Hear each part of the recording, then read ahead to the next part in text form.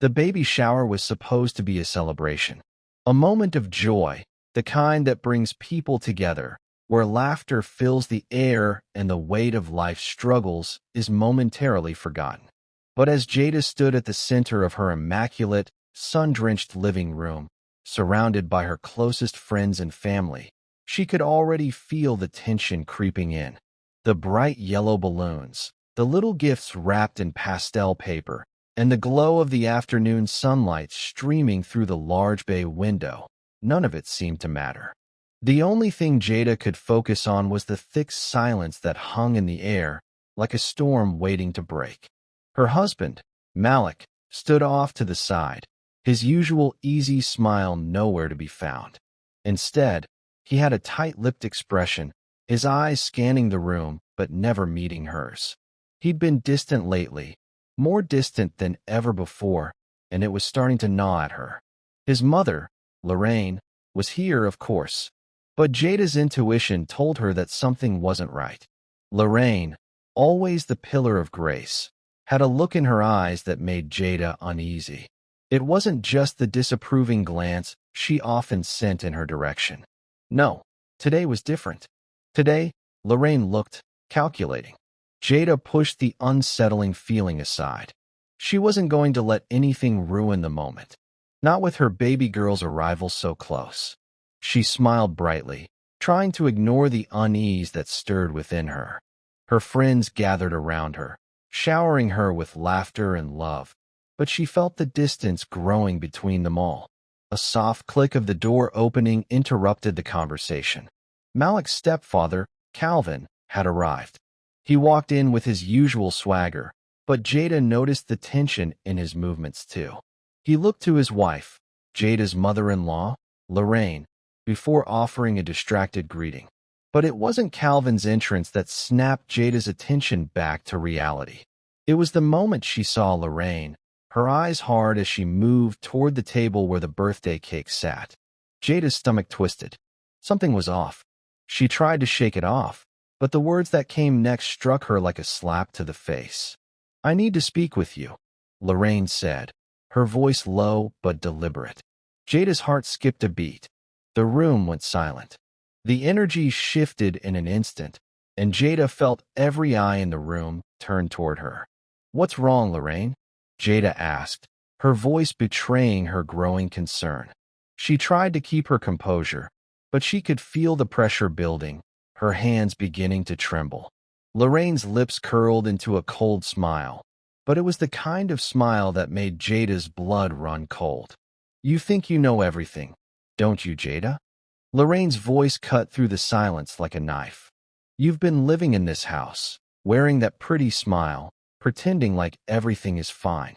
But let me tell you something. You've been a pawn in this game for far too long."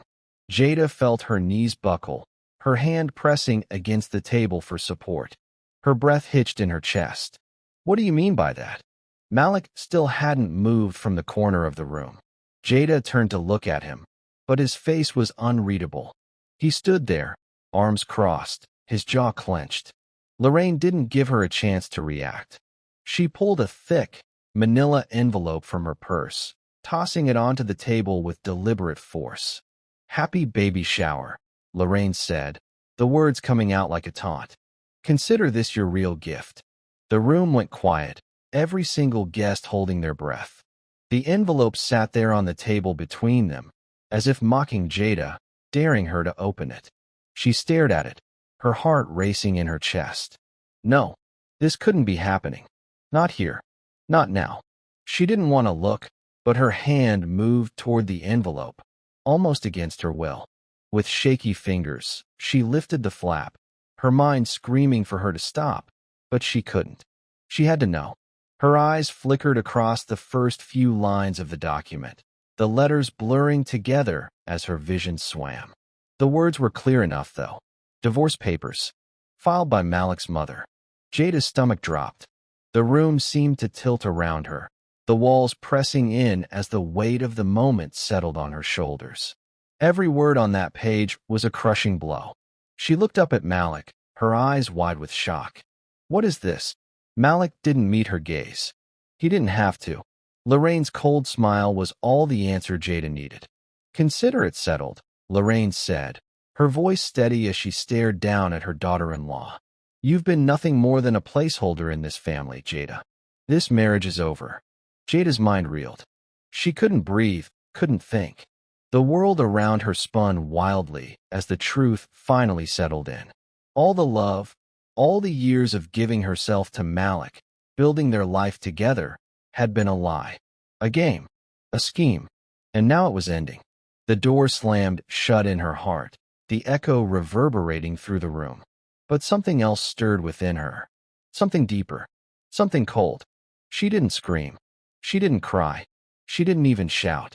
Instead, she took a slow, steady breath, closing the envelope with a calm that didn't belong to her. "Get out," she said softly. And as Lorraine turned to leave, Jada's voice rang out again, louder this time, with an edge that made the walls tremble. "Both of you, get out." The silence in the house after Lorraine and Malik's departure was suffocating. The laughter from the baby shower seemed like a distant memory, washed away by the weight of betrayal and the sting of cold reality. Jada stood in the center of the room, her hand still on the envelope, as if holding onto it would somehow tether her to something solid. But there was nothing solid left. Her friends and family stood frozen, unsure of what to do. No one moved. No one spoke. They had all just witnessed the quiet collapse of a marriage they had all thought was perfect, and now they stood in the wreckage, unsure of how to pick up the pieces. Jada's heart ached for a moment, but it was a fleeting sensation, swallowed quickly by something colder. She was numb, but she wasn't broken. Not yet. Her breath steadied, and she straightened her shoulders. It wasn't the first time she had faced down adversity. It wasn't the first time someone had underestimated her, and it certainly wouldn't be the last. Her best friend, Tamika, was the first to break the silence. She stepped forward, her voice soft but laced with disbelief. "Jada, are you okay?" Jada didn't answer right away. She couldn't, not with the sting of the betrayal still burning in her chest. Instead, she turned toward the door, her mind already working through the next steps. She needed to think. She needed to do something, anything to get her mind off the whirlwind of emotions that threatened to overtake her. "I'm fine," Jada said, her voice low and controlled. "I'm fine." But Tamika wasn't convinced. "Jada, don't lie to me. I saw what just happened. We all saw it." Jada felt her pulse quicken, but she refused to let it show. She turned toward Tamika, her eyes meeting hers with a cold, unwavering gaze. "I said I'm fine. I'll handle this." Tamika hesitated, clearly not buying it, but she nodded. "If you need anything, I'm here. You know that, right?" Jada didn't respond. She didn't need anyone's pity. She didn't need their sympathy. What she needed was to get out of this house, away from everything, to clear her head and figure out what came next. The truth about her marriage, about Malik and Lorraine, had been right there in front of her all along. But she had ignored it. She had ignored the whispers, the little red flags, the cold distance Malik had put between them over the last few months. The signs were all there, but she had been too busy living the dream they had built together, too caught up in the illusion of happiness. And now, that illusion had crumbled in a single moment. She didn't cry. She didn't scream. She didn't even argue. Jada was beyond all of that now. This wasn't a fight. This was the reality she had been forced to face, and it wasn't about to break her. Later that evening, after the last of the guests had left, Jada sat alone in the darkened living room, staring at the untouched envelope on the coffee table. She had no idea where to go from here. The house was too quiet, too still. The only sound was the soft ticking of the grandfather clock in the corner, marking the seconds that felt like hours. She glanced at the clock, but it wasn't the time she was watching. It was the silence, the stillness, the emptiness that surrounded her. Her phone buzzed on the coffee table. It was a message from Malik. "I'm sorry, Jada. I don't know what to say." She stared at it for a moment, the words seeming so empty, so hollow. What good were apologies now? What good was anything Malik had to say after everything that had just happened? The woman who had served her divorce papers at her baby shower. The man who had let his mother dictate his life. There was nothing he could say that would undo this. She tossed the phone aside, standing up and walking to the window. The city lights outside twinkled in the distance, a stark contrast to the darkness she felt inside. And then, just like that, something shifted. A clarity began to form in her mind, cool and precise. The ground she stood on, this house, this life, this marriage, none of it belonged to her anymore. It was all just a stage for them to play their games, to assume they had control over her. But not anymore. Jada turned away from the window, her gaze falling on the envelope once more. Her fingers brushed across it, cold and deliberate.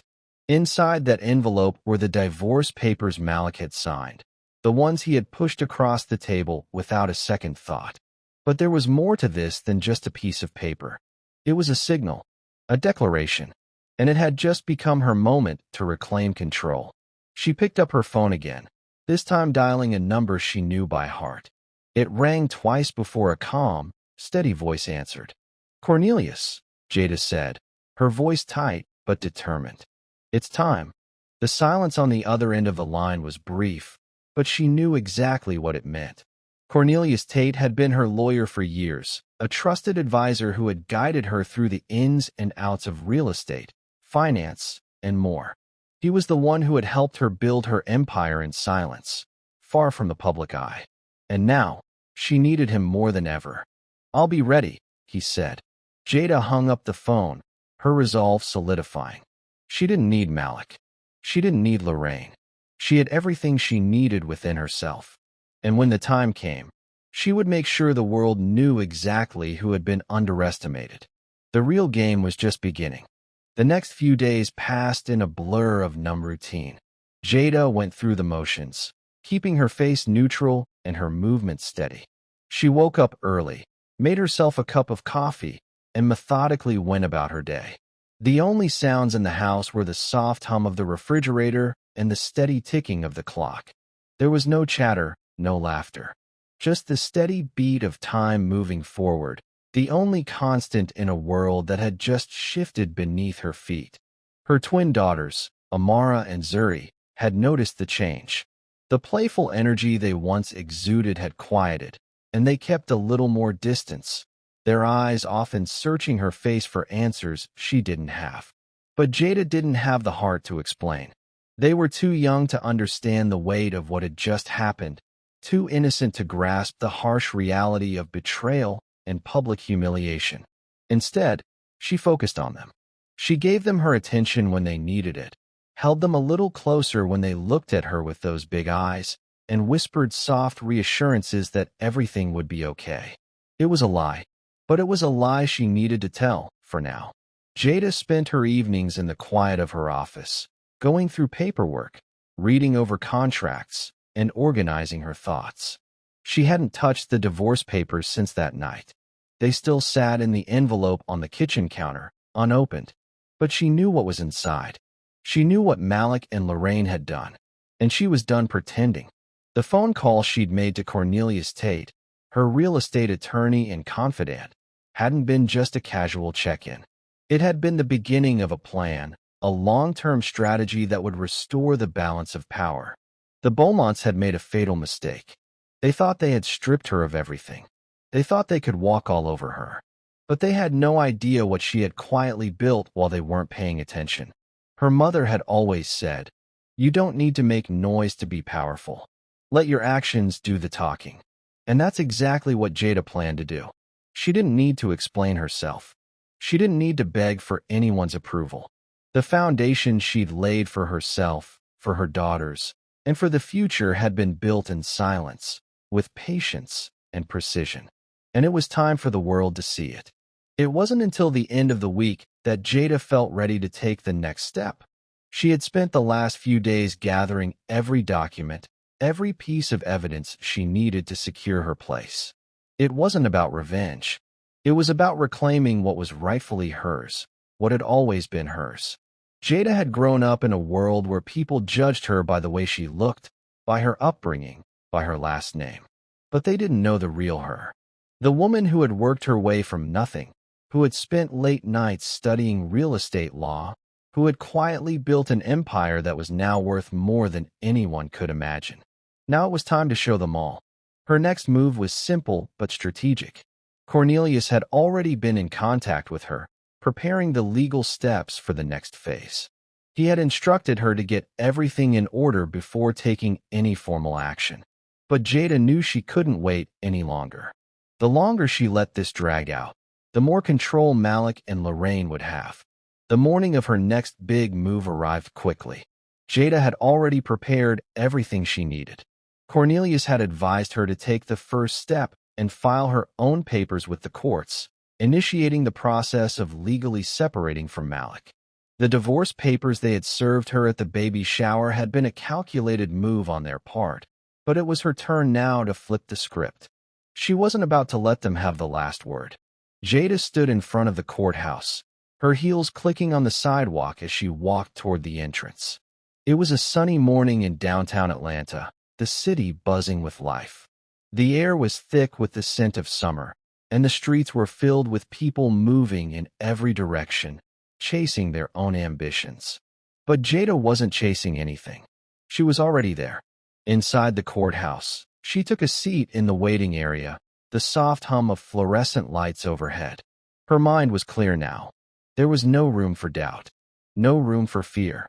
She wasn't going to back down this time. Her phone buzzed in her bag, and she took it out, quickly reading the message that had just come through. It was from Malik. "I know you're upset, Jada, but this isn't how things should end. Please let's talk." She stared at the message for a moment, her fingers hovering over the keyboard. But she didn't respond. Instead, she put the phone back in her bag and stood up. It was time. Jada walked confidently up to the counter, where the clerk looked up at her with a polite smile. "How can I help you today?" "I'm here to file for separation," Jada said, her voice steady. She slid the necessary paperwork across the counter. The clerk nodded and took the documents, her eyes scanning them quickly. The clerk didn't look at Jada with pity. She didn't seem to be concerned. She was simply doing her job, and that's exactly how Jada wanted it. In the moment, in the noise of the world around her, she felt the quiet weight of her decision settle in. She wasn't just filing papers. She was taking back her power. Every step she took, every document she signed, was a small victory. Later that afternoon, as she sat in her office once again, Jada's phone buzzed again. This time, it was from Cornelius. "We're ready to move forward. The strategy is in place. Let's make them pay." Jada smiled to herself. This was just the beginning. There was more to come, and it was going to hit harder than anyone could imagine. Jada looked out the window, watching the city of Atlanta pulse with life. In her mind, she could already see the next few months unfolding. Her name, her empire, her legacy, they were all about to be revealed. And there was nothing anyone could do to stop it. The silence of the past few days had been necessary. But now, the storm was coming. And it was going to be a storm of Jada's making.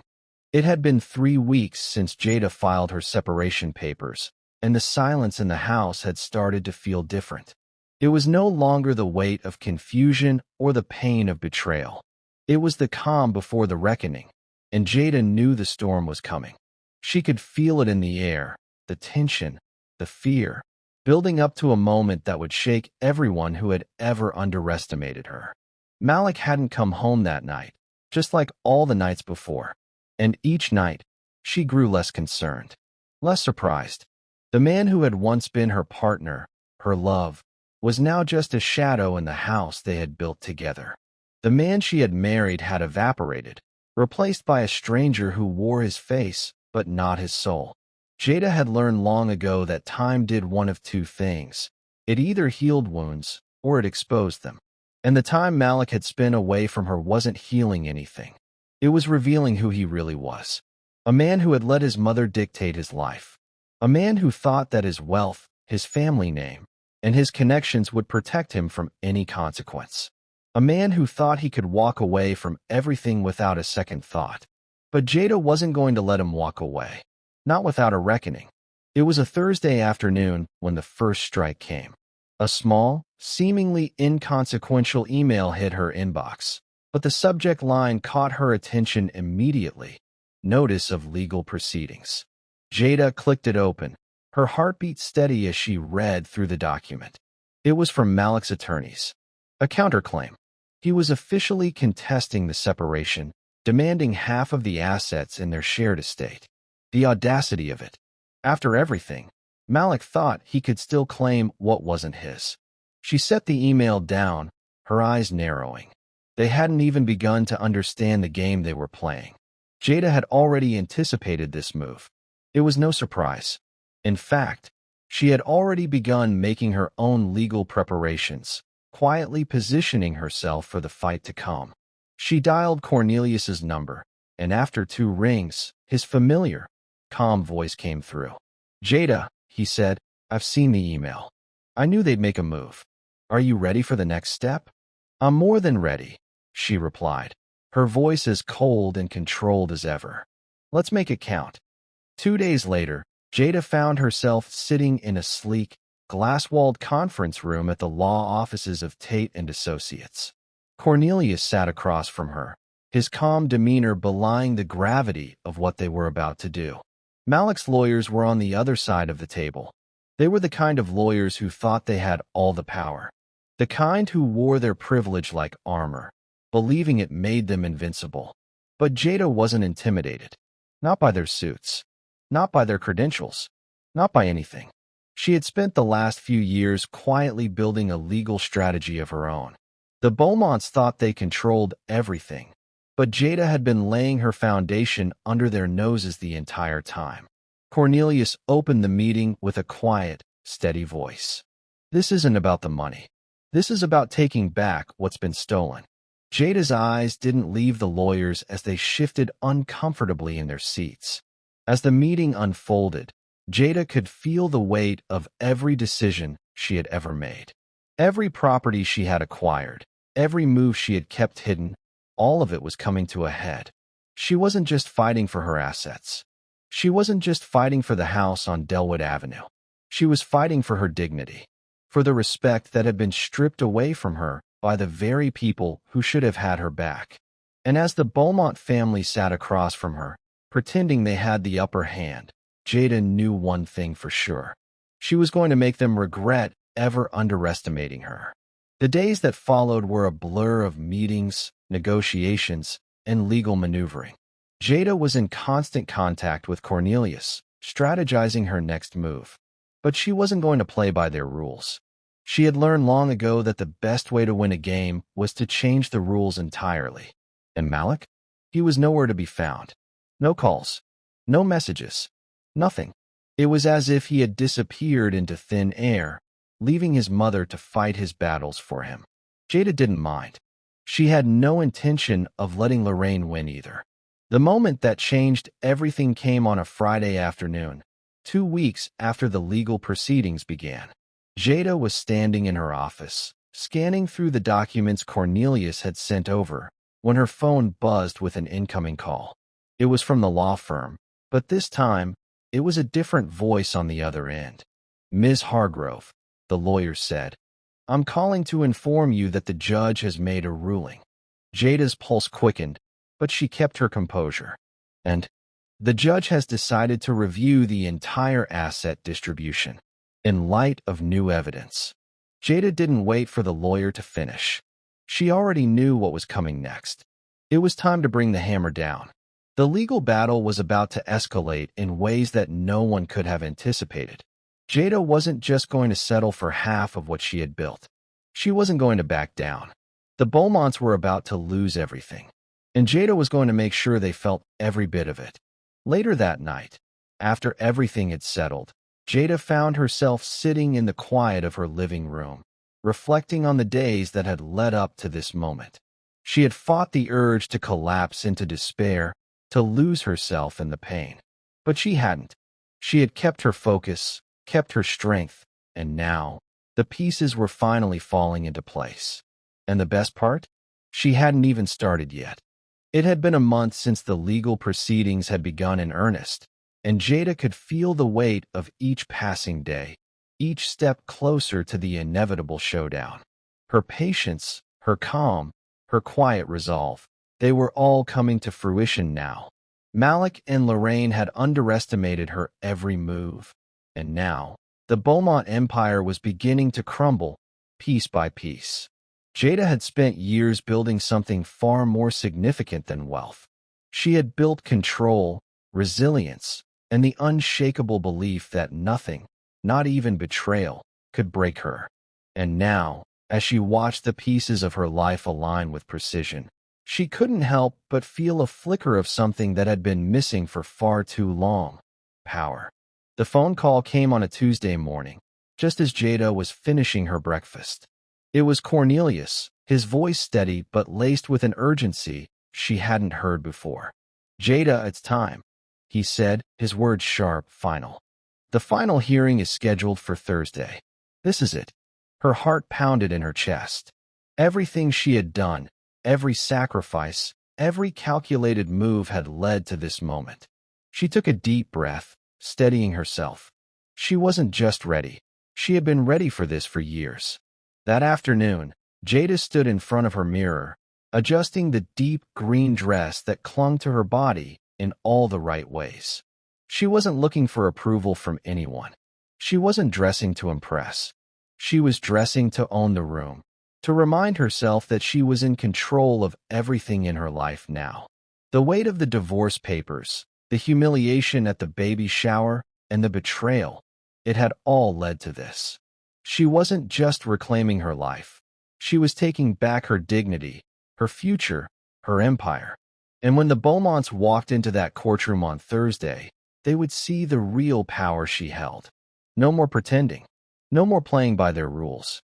This time, Jada was going to dictate the terms. The courtroom was quiet when Jada arrived, the air thick with tension.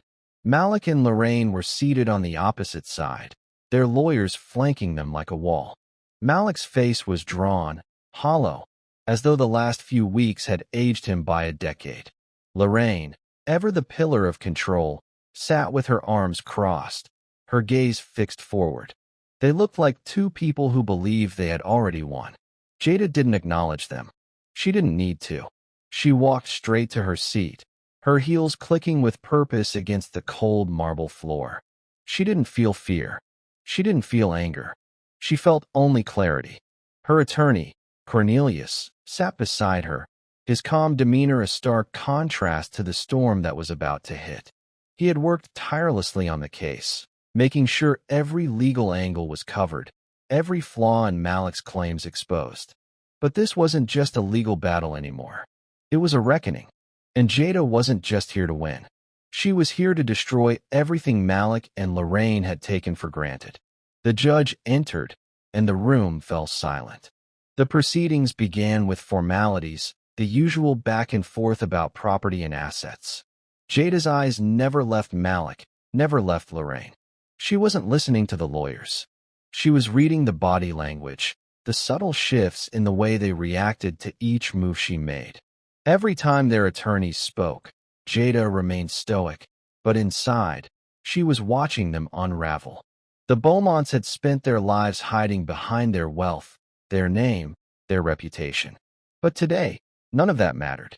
Today, it was about the truth. An hour into the hearing, Cornelius stood, his voice commanding the attention of the room. "Your Honor," he began, his voice steady but forceful.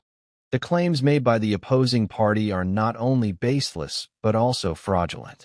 We have evidence that clearly shows Malik Beaumont knew of the assets in question, and he has attempted to conceal them through misleading documents and unlawful tactics."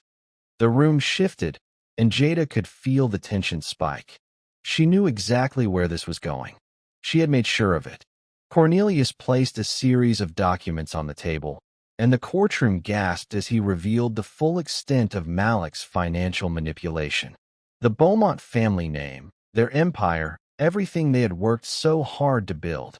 It was all built on lies, on deceit, on controlling others by keeping them in the dark. Jada felt a surge of vindication flood through her, but she didn't let it show. Her face remained calm, her eyes sharp. She wasn't here for petty satisfaction. She was here to ensure that this was over, once and for all. The court session continued for another hour, the legal wrangling intensifying as Malik's attorneys scrambled to cover the holes Cornelius had so expertly exposed. But Jada didn't need to see the results. She knew this was over. Malik's empire was crumbling, his name was tarnished, and everything he had taken for granted was slipping through his fingers. The final blow came when Cornelius revealed one last piece of evidence, a key legal document that was the nail in the coffin. Malik had signed an agreement that allowed Jada full control of all assets outside of their shared estate, including a multi-million-dollar portfolio that had been hidden from her during the divorce proceedings. Jada had made sure of everything. She wasn't just taking back what was hers. She was leaving Malik with nothing but his own arrogance and mistakes. The judge adjourned the proceedings, and the room emptied out, leaving Jada alone with Cornelius. As she stood to leave, she glanced over at Malik and Lorraine. There were no words left between them, only silence. But that silence said everything. She walked out of the courtroom with Cornelius, her steps measured, her face composed. The weight of the moment settled over her, but it wasn't a burden. It was liberation. She had done it. That evening, Jada sat in the quiet of her office once more, her mind running through the events of the day. She hadn't allowed herself to feel joy or triumph in the courtroom. She had stayed focused, as always. But now, alone with her thoughts, she allowed herself a moment of reflection. This was only the beginning. She had already won the legal battle, but the real victory wasn't just about money. It was about control. It was about making sure no one, least of all Malik or Lorraine, ever underestimated her again. The air in the city had shifted. What had once felt like an oppressive weight on Jada's shoulders now felt like a steady release, the slow exhale of breath after holding it in for far too long. It was the kind of relief that came not from a single victory, but from the culmination of years of quiet struggle, a fight that had never been about revenge, but about reclaiming control. In the days following the final court ruling, Jada had watched as the Beaumont Empire, what was left of it, began to crumble. Malik's reputation had been irrevocably damaged. His name, once synonymous with success, now echoed with whispers of dishonesty, betrayal, and arrogance. Lorraine, who had once wielded so much power with the grace of a queen, had been reduced to nothing more than a woman who had played too many games and lost. But Jada didn't revel in their downfall. She didn't feel the need to gloat or bask in the glory of their public humiliation. Instead, she sat back in her favorite chair, her eyes closing for a moment as she reflected on the journey that had brought her here. She had done it. And now, the world was about to see her for who she truly was. Not the woman they had thought was a passive pawn, but the woman who had built an empire from the ground up, piece by piece, while they all slept. The next week brought the final step, the closing of a chapter and the beginning of a new one. A press conference had been arranged. It wasn't about announcing the wealth she had quietly built. No, this was about making sure the world knew that she wasn't just a woman who had been wronged. She was a woman who had taken control of her destiny and used her own power to change the narrative. Cornelius, ever the professional, stood by her side as they walked into the conference room. He had handled the legal battles, had ensured the smooth execution of her plans, but this was Jada's moment. Her story. The room was filled with reporters, the cameras flashing as Jada stood at the podium. She glanced around, seeing the curious eyes of those who had once doubted her, the skeptical faces of those who thought she had been living in Malik's shadow. She didn't flinch. She was done with the waiting, done with the silence. It was time to speak her truth. Her voice was calm, steady, but there was a strength in it now, something that hadn't been there before. I stand here today not as the woman you thought you knew, but as the woman I've always been. The truth is simple. Power is built, not inherited. And in this life, no one has the right to take what belongs to you. No one. She let the words sit in the air for a moment. letting their weight settle into the hearts of the listeners. I've spent my life building, quietly, strategically, and every step I've taken has been to secure my future and the future of my daughters. I've had to work harder than most. I've had to sacrifice. But today, I stand here as a woman who owns her future. No one else has the power to control it. The reporters were silent for a beat. Then the questions came, one after the other. But Jada didn't answer them immediately. Instead, she simply stood tall, her eyes unwavering. I've seen what happens when you trust the wrong people. I've seen how betrayal can shape the course of your life. But I've also seen what happens when you take control of your own story. And this is my story. After the press conference, Jada's life shifted in ways she hadn't anticipated. The press had devoured her story, the rise of a quiet woman who had never needed to shout to make her presence known. The world had been captivated by her strength, her patience, and her ability to take back what had been stolen from her. But even with the media attention and the newfound recognition, Jada knew that the true work had just begun. She wasn't finished yet. She had only just begun to show the world what she was capable of. Later that evening, Jada sat in her office, the city lights stretching out before her, a reflection of the bright future ahead. She picked up the phone and dialed a number she hadn't called in years. "Cornelius," she said when he answered. "It's time to take this empire global." The world was just beginning to understand who Jada Hargrove truly was. And as the pieces of her empire fell into place, as her influence stretched far beyond the confines of Atlanta, Jada knew one thing for certain. The Beaumonts had made a mistake. They had underestimated her. And now, the world would see exactly who they had underestimated. They thought they had taken everything from her. They thought they had broken her. But they had no idea what she was capable of when she finally took the gloves off. As she looked out over the city, the weight of the past months settled in her chest, but it didn't feel heavy anymore. It felt freeing. Every single step she had taken, every hard decision, every quiet moment of strength had led her here. And now, she was ready for the next chapter. The storm had passed. The reckoning was over. And the empire she had built in silence was about to rise to heights no one could have ever imagined. Jada had reclaimed everything. And this time, she wasn't just playing for herself.